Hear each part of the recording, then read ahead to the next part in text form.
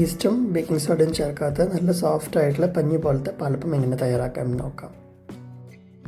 2 glass പച്ചരി വൃത്തിയായിട്ട് പച്ചവെള്ളത്തിൽ കഴുകിയിട്ട് നമുക്ക് ഒരു 8 മണിക്കൂർ കുതിർത്ത് വയ്ക്കണം. കുതിർത്ത് വെച്ചിരിക്കുന്ന പച്ചരി നമുക്ക് വെള്ളം കളഞ്ഞ് വേറൊരു പാത്രത്തിലേക്ക് മാറ്റാം. ഇതിലേക്ക് 1 ഗ്ലാസ് തേങ്ങ, 1 ഗ്ലാസ് തേങ്ങാവെള്ളം, 1 ഗ്ലാസ് പച്ചവെള്ളം, 1 ഗ്ലാസ് ചോറും ആഡ് ചെയ്ത് കൊടുക്കണം. നന്നായിട്ടൊന്ന് കൈകൊണ്ടൊന്ന് മിക്സ് ചെയ്ത് കൊടുക്കണം. എന്നിട്ട് നമുക്ക് ബാച്ചായിട്ട് നമുക്ക് മിക്സി ജാറിൽ ഇട്ടിട്ട് അരച്ചെടുക്കാം. ഞാനിവിടെ ബേക്കിംഗ് സോഡയോ അല്ലെങ്കിൽ ഈസ്റ്റോ ഒന്നും ചേർക്കുന്നില്ല. നമുക്ക് ഫൈൻ പേസ്റ്റായിട്ട് മാവ് അരച്ചെടുക്കാം. അരച്ച് വെച്ച മാവിലേക്ക് 2 സ്പൂൺ പഞ്ചസാരയും 1 സ്പൂൺ ഉപ്പുമാണ് ചേർക്കുന്നത്.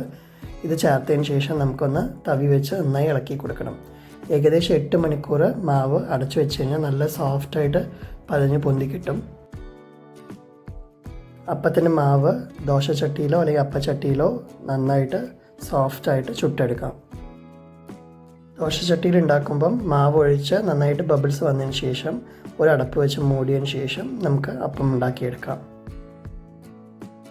സോഡാപ്പൊടിയൊന്നും ചേർക്കാത്ത വളരെ ഹെൽത്തി ആയിട്ടുള്ള അപ്പമാണ്. എല്ലാവരും ഇതുപോലെ ട്രൈ ചെയ്ത് നോക്കിയിട്ട് അഭിപ്രായം കമൻറ്റ് ബോക്സിൽ അറിയിക്കും.